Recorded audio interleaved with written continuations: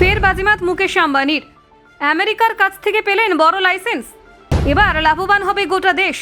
মুকেশ আম্বানির বড় বাজি, নিষেধাজ্ঞা হলো শিথিল, রিলায়েন্সের জ্যাকপট, জামনগরে আসছে সস্তার ভারী ক্রুড। রাশিয়া কম, ভেনেজুয়েলা বেশি, ভারতের জ্বালানি কৌশলের নতুন মোড়। ট্রাম্পের ছাড়পত্রে তেল আমদানি, মোদি আম্বানি সমীকরণে মিলছে আন্তর্জাতিক বার্তা। দেখুন ঠিক কী ঘটল।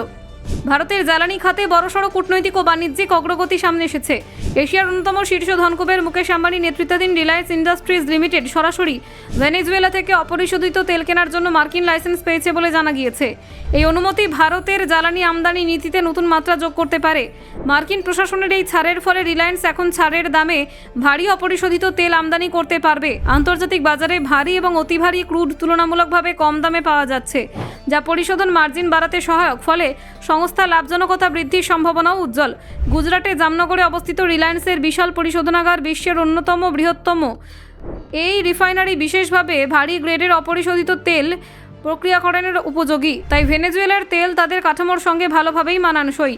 সংবাদ সংস্থা প্রেস ট্রাস্ট অফ ইন্ডিয়া সূত্রের উদ্ধৃতি দিয়ে জানিয়েছে, জানুয়ারির শেষ দিকে আমেরিকা কিছু আন্তর্জাতিক সংস্থাকে সাধারণ অনুমতি দিয়েছে সরাসরি ভেনেজুয়েলা থেকে তেল কেনার জন্য।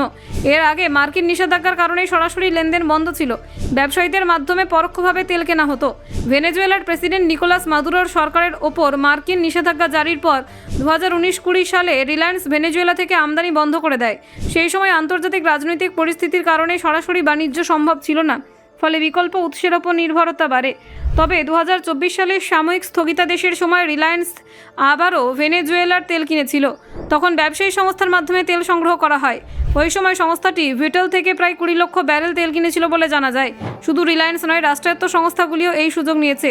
ইন্ডিয়ান অয়েল কর্পোরেশন এবং হিন্দুস্তান পেট্রোলিয়াম কর্পোরেশন লিমিটেড একসঙ্গে প্রায় 20 লক্ষ ব্যারেল অপরিশোধিত তেল আমদানি করেছে। এতে বোঝা যায় ভারত সরকার জ্বালানি উৎস বৈচিত্র্যকরণের দিকে গুরুত্ব দিচ্ছে। সম্প্রতি মার্কিন প্রেসিডেন্ট ডোনাল্ড ট্রাম্প মন্তব্য করেন যে ভারতের প্রধানমন্ত্রী নরেন্দ্র মোদী রাশিয়া থেকে তেল আমদানি কমিয়ে আমেরিকা এবং অন্যান্য উৎস থেকে বাড়ানোর বিষয়ে সম্মত হয়েছেন, যদিও এই বিষয়ে ভারতের তরফে আনুষ্ঠানিক প্রতিক্রিয়া মেলেনি। ভারতের জ্বালানি কৌশলের মূল লক্ষ্য হলো আমদানির উৎসগুলিকে বৈচিত্র্যময় করা। শুধুমাত্র একটি বা দুটি দেশের ওপর নির্ভরশীলতা ঝুঁকিপূর্ণ হতে পারে, তাই ভেনেজুয়েলার মতো তেল সমৃদ্ধ দেশের সঙ্গে পুনরায় বাণিজ্য শুরু হওয়া কৌশলগতভাবে গুরুত্বপূর্ণ। ভেনেজুয়েলার ওরিনোকো বেল্ট অঞ্চলে ভারী ও অতি ভারী গ্রেডের অপরিশোধিত তেলের জন্য বিশ্বজুড়ে পরিচিত। এই গ্রেডের তেল সাধারণত রিফাইনারির প্রক্রিয়াকরণ কঠিন হলেও জামনগরের অত্যাধুনিক পরিকাঠামো এবং তা দক্ষতার সঙ্গে করতে সক্ষম। রাশিয়া থেকে সম্ভাব্য আমদানি হ্রাসের প্রেক্ষাপটে ভেনেজুয়েলার তেল ভারতের জন্য একটি বিকল্প যোগান নিশ্চিত করতে পারে।